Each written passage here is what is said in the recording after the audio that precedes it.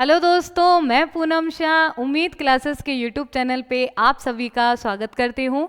दोस्तों, mock test series हमारी चल रही है और कंजंक्शन टॉपिक चल रहा है। मुझे उम्मीद है कि दोनों ही क्लासेस आप अटेंड कर रहे हैं और आपको समझ में भी आ रहा होगा। तो दोस्तों, आज जो क्लास है वो अभी शाम की है, लेकिन कल से जो क्लासेस होगी वो मॉर्निंग 6 o'clock की चालू हो जाएगी। तो कल सुबह 6 बजे से लेकर के और आपकी 6 बजे तो होगी आपकी कंजंक्शन की क्लास, 6:30 बजे आपकी मॉक टेस्ट की क्लास होगी, 7 बजे आपकी लीगल अवेयरनेस की क्लास होगी। तो आप तैयार रहें इन क्लासेस के लिए। कल से मॉर्निंग में दोस्तों लाइव क्लासेस मैं लेने वाली हूँ, तो आप तैयार रहें मॉर्निंग में, और आगे से जो क्लासेस है वो मॉर्निंग में ही होगी। तो चलिए मॉक टेस्ट हम स्टार्ट करते हैं। तो पहला जो क्वेश्चन है वो है correct form of the verb.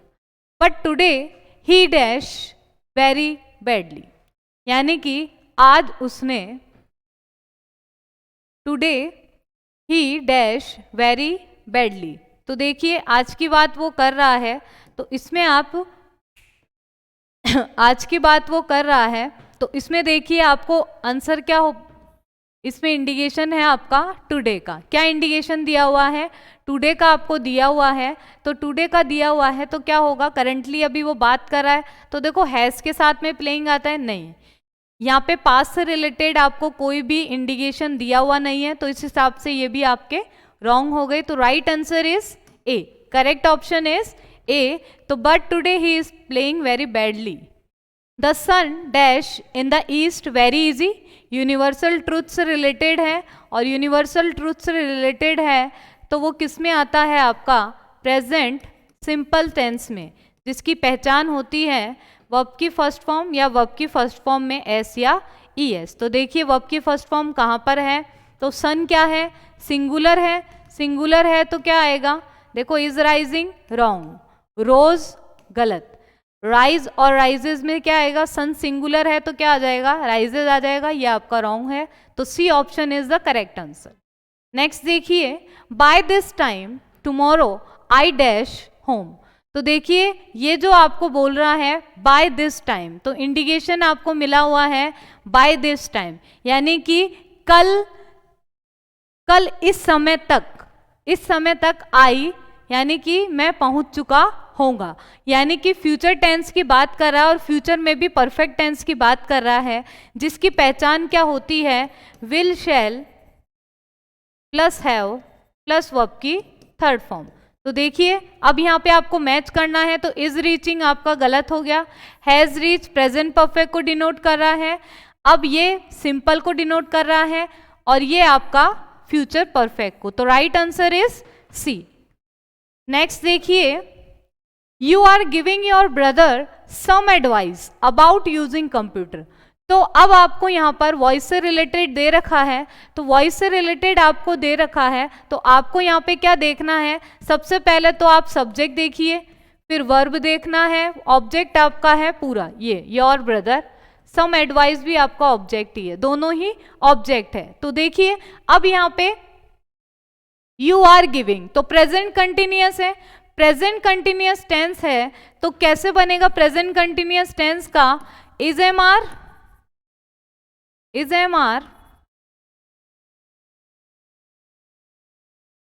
Being आता है, और वर्ब की थर्ड फॉर्म आएगी। तो देखिए योर ब्रदर कहां पर है, तो देखिए यहाँ पे giving some advice about using computer is necessary, ये तो आपका बिल्कुल ही गलत है। About using computer your brother is given advice, ये देखो इज गिवन कैसे आ गया, गिव्स थोड़ी लिखा हुआ है, और ये आपका देखो ऑब्जेक्ट को सब्जेक्ट के रूप में लिखा ही नहीं। सम एडवाइस इज, अब देखिए यहाँ पे बीन का यूज किया गया है, अगर यहाँ पे बीइंग होता तो ये राइट हो सकता था, ठीक है, अगर यहाँ पे बीइंग होता तो ये राइट हो सकता था, तो इस हिसाब से ये भी आपका रॉन्ग है। तो right answer is A, your brother देखिए आपका ऑब्जेक्ट आ गया, इज आ गया, अकॉर्डिंगली बीइंग लग गया, थर्ड फॉर्म आ गई, some advice about using a computer, तो right answer is A. Next देखिए, the boy answered the question at once का मतलब होता है तुरंत, एट वंस का मतलब होता है तुरंत, तो सब्जेक्ट है, ये वर्ब की सेकंड फॉर्म है और ये है आपका ऑब्जेक्ट। तो वर्ब की सेकंड फॉर्म जब आपको दी हुई है तो ये पैसिव वॉइस बनाते समय क्या हो जाएगा, वॉज वर प्लस वर्ब की third form, was were plus verb की थर्ड फॉर्म। क्लियर? तो अब देखिए यहाँ पे द क्वेश्चन, सभी में द क्वेश्चन दे रखा है, क्लियर है। अब उसके बाद में देखिए इसमें आपका इसमें देखिए एट वंस पहले लिख दिया, तो इस हिसाब से ये ऑप्शन रॉन्ग हो गया। एट वंस यहाँ पे भी आपका पहले ही लिख दिया, ये भी आपका रॉन्ग हो गया। तो देखिए यहाँ पे अनसर्ट लगा दिया जो कि आपका रॉन्ग है, वाज वर आना चाहिए था और इसमें एट वंस पहले लिख दिया। उसके बाद में यहाँ पर भी वॉज लगा दिया, एट वंस बीच में कहाँ से आ गया, ये तो आपका लास्ट में आना चाहिए, और आंसरिंग भी लगा दिया, तो ये भी आपका रॉन्ग हो गया। तो देखिए द क्वेश्चन, फिर वॉज वर लगा दिया, वर्ब की थर्ड फॉर्म आ गई, at once by the boy, तो right answer is, correct answer है आपका डी। नेक्स्ट देखिए the old women picked up the heavy bag with great difficulty, बड़ी मुश्किल से उसने जो हैवी बैग है वो उठा रखा है, तो पिक्ड अप वर्ब की सेकंड फॉर्म। तो अभी मैंने आपको बताया कि पैसिव वॉइस बनाते समय वॉज वर प्लस वर्ब की थर्ड फॉर्म का आपको यूज करना है। तो देखिए ऑब्जेक्ट क्या है, द हैवी बैग, ठीक है, तो इसमें आंसर क्या आएगा, देखिए इसका जो आपका आंसर आएगा वो आएगा द हैवी बैग, आपका ऑब्जेक्ट हो जाएगा। तो देखिए द हैवी बैग, अब देखिए यहाँ पे पिक्ड अप को चेंज ही नहीं किया जबकि वॉज वर आना चाहिए था, तो इस हिसाब से ये ऑप्शन आपका रॉन्ग हो गया। The heavy bag was great difficulty, ये तो इसने बस सेंटेंस का जो अरेंजमेंट है, स्ट्रक्चर ही चेंज कर दिया, तो इस हिसाब से ये भी आपका रॉन्ग हो गया।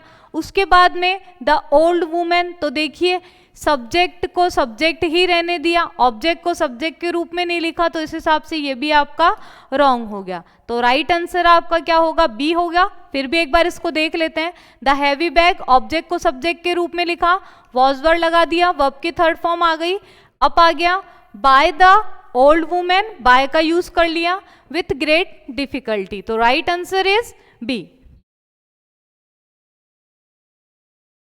ठीक है, क्लियर है। द ओल्ड वुमेन, देखिए यहाँ पे क्वेश्चन में करेक्शन कर लीजिए आप, द ओल्ड वुमेन ए आएगा ये, ठीक है। नेक्स्ट है I wonder how the magician show such wonderful magic said the boy. देखिए इसका जो ये जो क्वेश्चन है वेरी वेरी इंपॉर्टेंट है, मोस्ट इंपॉर्टेंट क्वेश्चन। ऐसे ही क्वेश्चन होते हैं जो आपको कंफ्यूज करते हैं। तो देखिए जब भी आपके सामने अगर ऐसा आ जाए, नरेशन से रिलेटेड क्वेश्चन है ये, आपको इनडायरेक्ट स्पीच में बनाना है, तो द बॉय सेड किस में चेंज हो जाएगा, सेड आपका चेंज हो जाएगा एक्सक्लेम्ड में, ठीक है। तो अब देखिए अब ये थोड़ा डिफिकल्ट है, इसमें आपको समझना भी है और आपको चीजें याद भी होनी चाहिए, ठीक है, वो सारी चीजें हैं। तो देखिए अब यहाँ पर आपका क्या आ जाएगा, I wonder how the magician shows such a wonderful magic. तो देखिए इस रिपोर्टेड स्पीच के सेंस से क्या समझ में आ रहा है कि वो बॉय जो है उसकी फीलिंग क्या है, वंडर। तो the boy wondered, the boy wondered, तो देखिए यहाँ पे सैड का सैड ही रहने दिया और हाउ ही वंडर्ड इस तरह से कर दिया, तो ये आपका गलत हो गया। उसके बाद में वंडर्ड हाउ द मैजिशियन, अब वुड शो कहाँ से आ गया, जबकि यहाँ पे तो वर्ब की फर्स्ट फॉर्म है, ये वर्ब की सेकंड फॉर्म में बदलनी चाहिए, तो ये आपका रॉन्ग हो गया।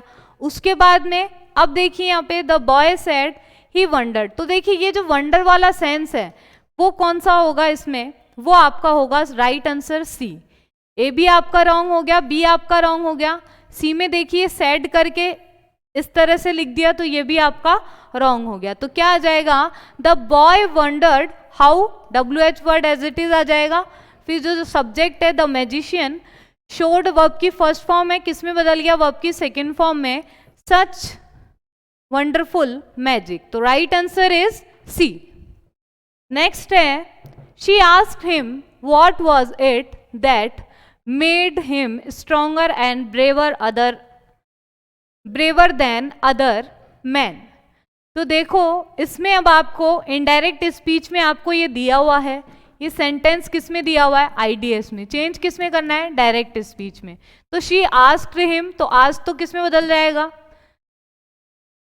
आस्क किस में बदल जाएगा, सेड में बदल जाएगा। तो चारों ऑप्शन में से देखो, चारों ऑप्शन में से वैसे तो रूल क्या कहता है कि सेड में बदलना चाहिए, तो सेड में बदलना चाहिए, तो एक में भी सेड लिखा हुआ नहीं है, तो टेंशन हमें लेनी नहीं है। हमें अकॉर्डिंग टू ऑप्शंस भी चलना होता है।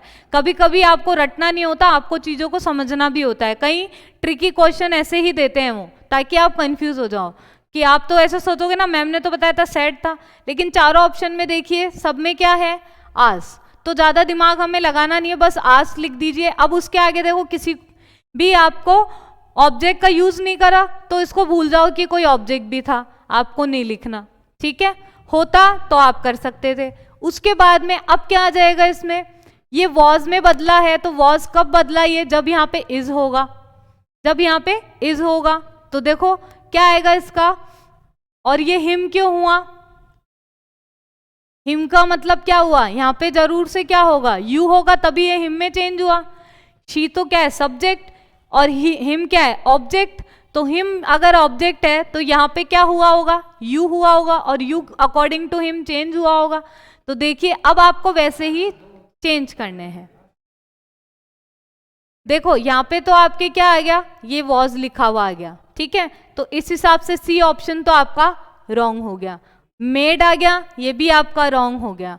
अब मैंने कहा कि देखिए इज यहाँ पे भी है, इज यहाँ पे भी है, दैट आ गया, दैट आ गया। अब ये मेड करा है, तो अब देखिए अब यहाँ पे ऑप्शन आता है, ये मेड कैसे हुआ, ये यहाँ पे मेक्स होगा, क्या होगा, ये वर्ब की सेकंड फॉर्म है, तो चेंज किस में होगी, वर्ब की फर्स्ट फॉर्म में। तो यहाँ पे मेड है, तो ये आपका ऑप्शन रॉन्ग हो गया। तो right answer is B, right answer is B. Underline करते जाओ और चीजों को समझते हुए जाओगे तो क्वेश्चन आपका गलत नहीं होगा। और वेरी वेरी इंपॉर्टेंट क्वेश्चन है, एग्जाम में आए हुए क्वेश्चन है ये, जो ट्रिकी होते हैं बहुत। He made too great dash effort, तो क्या आएगा यहाँ पे, एन, द, ए या नो आर्टिकल, क्या आएगा। देखिए अब ये एफर्ट है, एफर्ट हम बोलेंगे तो वॉवल साउंड आ रहा है,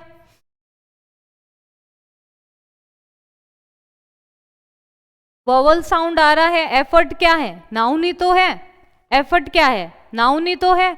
तो नाउन है तो क्या आ जाएगा, उससे पहले आर्टिकल का यूज तो आपको करना ही है, तो स्पेसिफिक सेंस नहीं दे रहा तो दा तो आएगा ही नहीं, ठीक है।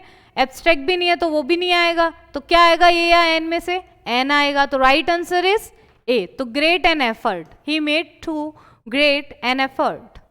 She gave me ₹2 and dash half. तो मैंने आपको बताया है कि जब भी फ्रैक्शन में आ जाए, फ्रैक्शन में आ जाए, फ्रैक्शन में आ जाए तो उनसे पहले, उस फ्रैक्शन से पहले आपको क्या लगाना, ए लगाना। जैसे हाफ की जो है क्वार्टर होता तो अ क्वार्टर, तो यहाँ पे क्या आ जाएगा, ए का यूज आप करेंगे। तो राइट आंसर इज सी।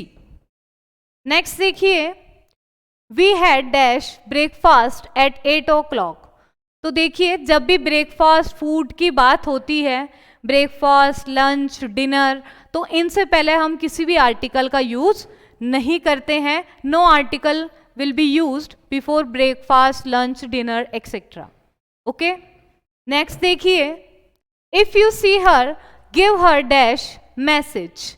अगर तुम उसे देखो तो उससे एक मैसेज कर देना। तो यहाँ पे जो मैसेज है सिंगुलर काउंटेबल नाउन है, स्पेसिफिक सेंस दे नहीं रहा, तो हम दा का यूज हम इसमें नहीं करेंगे, कोई आर्टिकल नहीं लगाएंगे, ठीक है। यानी कि तो आपका अब इसमें क्या आएगा,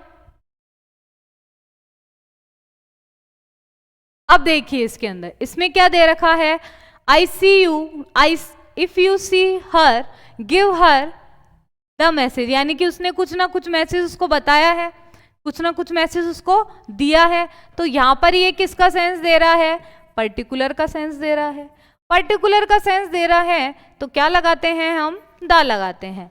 अगर यहाँ पे ये बोलता आई गिव हर मैसेज, केवल इतना ही सेंटेंस होता, आई गिव हर मैसेज। अगर ये आपके पास में होता तो आप क्या लिखते, फिर आप ए यूज करते, क्या लिखते, ए यूज आप करते, लेकिन यहाँ पे इसको पर्टिकुलरली बोला है कि ये पर्टिकुलर मैसेज है, ये उसे देना है, तब हम दा का यूज करेंगे, तो कंफ्यूज नहीं होना इसमें, ठीक है। नेक्स्ट देखिए, she has a passion dance and music, यानी कि उसका पैशन है डांस और म्यूजिक में। तो अब ये देखिए, जब आप पैशन की बात करते हैं और उसके आगे कोई भी हैबिचुअल कोई एक्टिविटी दे रखी है कि उसका पैशन है कोई भी काम करने के लिए और वो काम दिया हुआ है, तब आप प्रीपोजिशन क्या लगाते हैं, फॉर लगाएंगे। पैशन के साथ में क्या आएगा, फॉर आएगा, ठीक है। तो right answer is C. Next देखिए, she came dash me in the market, he came dash me in the market, यानी कि अब ये यहाँ पे देखिए मार्केट की बात कर रहे हैं, तो एट मी भी नहीं आएगा, तो केम एक्रॉस आएगा, केम इन भी नहीं आएगा। केम एक्रॉस मतलब है कि वो मेरे साथ साथ मार्केट में से होती हुई गई, तो एक्रॉस इसमें राइट आंसर होगा प्रीपोजिशन। नेक्स्ट देखिए, सिनोनिम वेरी वेरी इंपॉर्टेंट है। देखिए यहाँ पे आपको 4 वर्ड्स दिए हुए हैं, इन चारों को ही मैं आपको एक्सप्लेन करूंगी, बताऊंगी क्या होता है। तो गार्निशिंग तो आपने सुना है, गार्निशिंग क्या होता है, गार्निशिंग का मतलब होता है किसी चीज को सजाना, डेकोरेट करना। तो आप लिख लीजिए इसको, सजावट, तो क्या क्या आ जाएगा, डेकोरेट करना और ब्यूटीफाई करना, ट्रिम करना, है ना, ऑर्नामेंट, एडॉर्न करना, वेरी वेरी इंपॉर्टेंट वर्ड एडॉर्न, ठीक है। तो ये सभी क्या है, गार्निशिंग डेकोरेशन के लिए काम आते हैं, डेकोरेट करना, ट्रिम करना, ऑर्नामेंट करना, ठीक है। ऑनर का मतलब क्या होता है, ऑनर का मतलब होता है आदर। तो अब देखिए इसका लिखिए आप, रेस्पेक्ट करना, एडमायर, एस्टीम, डिग्निटी, तो ये सभी क्या हो जाएंगे, इसके सिनोनिम्स हो जाएंगे। रेस्पेक्ट सेम है ऑनर की तरह ही, ओबे करना यानी कि आदर करना, ठीक है। तो देखिए एडॉर्न क्या है, वेरी वेरी इंपॉर्टेंट, एडॉर्न का मतलब क्या होगा, डेकोरेट करना, गार्निश करना, तो right answer is D.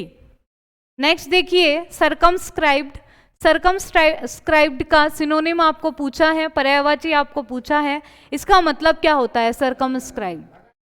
Circumscribe का मतलब होता है प्रतिबंध लगाना, रिस्ट्रिक्ट करना, ठीक है, रिस्ट्रिक्ट करना,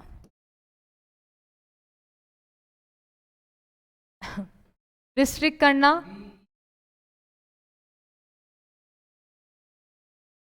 डिलिमिट करना, रेस्ट्रेन करना, बाउंड करना, ऑब्स्ट्रक्ट करना, कन्फाइन मतलब रोकना, है ना, कन्फाइन करना, ये सभी। तो अब आपको सिनोनिम आपको बताना है, तो लिमिटेड,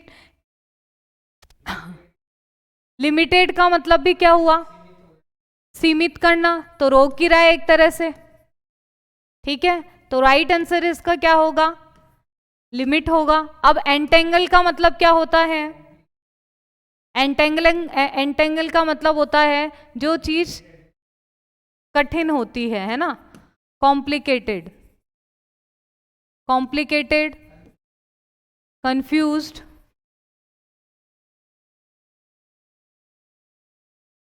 कंफ्यूज, एम्बेरेस,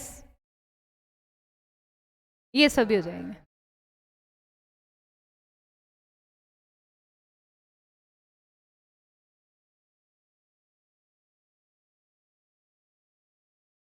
एम्बेरेंस, तो अब देखिए डेस्ट्रॉय का मतलब होता है नाश करना, नष्ट करना, तो क्या क्या हो जाएगा इसका, डैमेज करना, डिमोलिश करना, डिवास्टेशन, रूइन करना, बर्बाद करना, ये सभी डिस्ट्रॉय के हैं। इरोडेट का मतलब होता है, इरोडेट का मतलब होता है मतलब कि इरोडेट का मतलब होता है जैसे बेड बग होता है, तो बेड बग क्या करता है, धीरे धीरे धीरे धीरे फर्नीचर को कुतरता हुआ चला जाता है और अंदर से उसके क्या करता है, उसको खत्म कर देता है। तो धीरे धीरे किसी चीज का कम हो जाना, उसको खा जाना, तो वो सारी चीजें, तो इसका हो जाएगा ईट, ब्रेक करना, डिकम्पोज करना,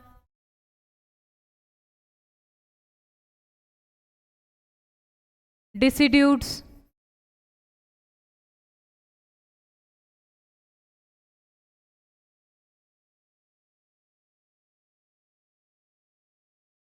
ठीक है।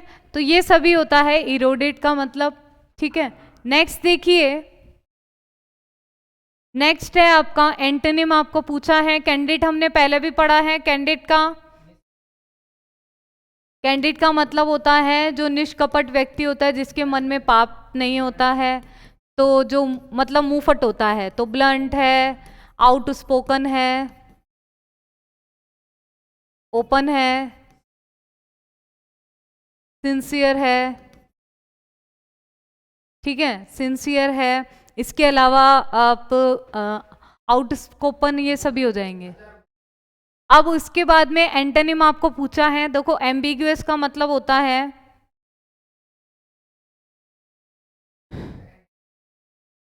एम्बिगुअस का आप एंटोनिम लिखिए क्लियर। एम्बिगुअस का मतलब होता है स्पष्ट, क्लियर क्या हो जाएगा, स्पष्ट। अनसर्टेन का क्या हो जाएगा एंटोनिम, सर्टेन, निश्चित और अनिश्चित, ये अनिश्चित और ये निश्चित। मिसलीडिंग का क्या हो जाएगा, डिस्क्लोजिंग, डिस्क्लोजिंग या रिवीलिंग, ठीक है। मिसलीडिंग का मतलब होता है छिपाना, और डिस्क्लोजिंग का मतलब होता है प्रकट करना, ठीक है। तो right answer is secretive, right answer is secretive, A आ जाएगा। नेक्स्ट देखिए एंटोनिम एक्विट, एक्विट का मतलब होता है दोष मुक्त, तो क्या हो जाएगा, लिबरेट हो जाएगा, फ्री हो जाएगा, रिलीज हो जाएगा, फॉरगिव हो जाएगा, डिस्चार्ज हो जाएगा। अब देखिए जस्ट, एंटोनिम बताना है इसका, जज का क्या होता है, केयरलेस। जज होता है जो बिल्कुल सटीक होता है कि हाँ चीजें बिल्कुल निश्चित होती है, वो होते हैं, ठीक है। लॉक्ड का हो जाएगा, लॉक्ड का एंटोनिम क्या हो जाएगा, अनलॉक्ड, ठीक है। कन्विक्ट का मतलब होता है दोष सिद्ध, जिसका दोष सिद्ध हो गया हो, ठीक है। और कॉट का मतलब होता है जो पकड़ा गया हो, तो इसका क्या हो जाएगा आपका, रिलीज हो जाएगा, ठीक है। एंटोनिम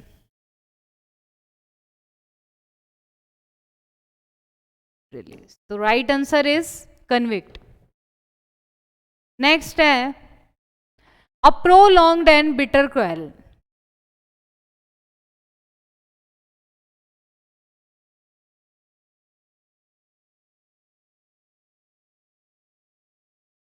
दो समूह या दो व्यक्तियों के बीच में बहुत ही लंबे समय से चलने वाले झगड़े को क्या बोलते हैं, ड्वेल बोलते हैं, फ्यूड बोलते हैं, स्कफल बोलते हैं, या डिस्प्यूट बोलते हैं, क्या बोलेंगे उसे। देखो सबसे पहले तो उसे बोलेंगे फ्यूड, क्या बोलेंगे, फ्यूड, तो right answer is feud. Duel होता है द्वंद्व युद्ध, ठीक है। स्कफल होता है हाथापाई, और डिस्प्यूट होता है विवाद, ठीक है। तो right answer is B, right answer है आपका इसमें बी। नेक्स्ट देखिए people gather to pray in a church, यानी कि जो लोग दो व्यक्तियों का समूह या व्यक्तियों का समूह किसके लिए प्रे करने के लिए चर्च में इकट्ठा होते हैं, तो वो क्या कहलाता है?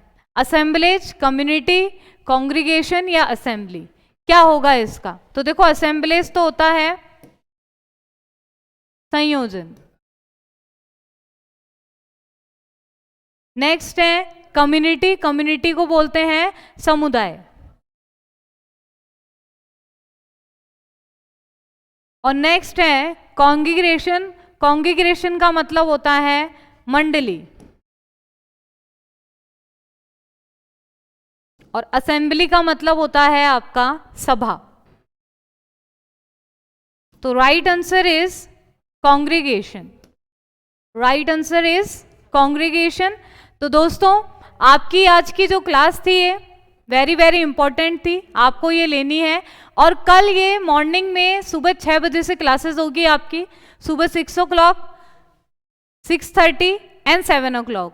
तो तीनों टाइम पे आप बने रहें, सुबह सुबह फ्रेश माइंड से बिल्कुल आप तैयार रहें क्लास के लिए।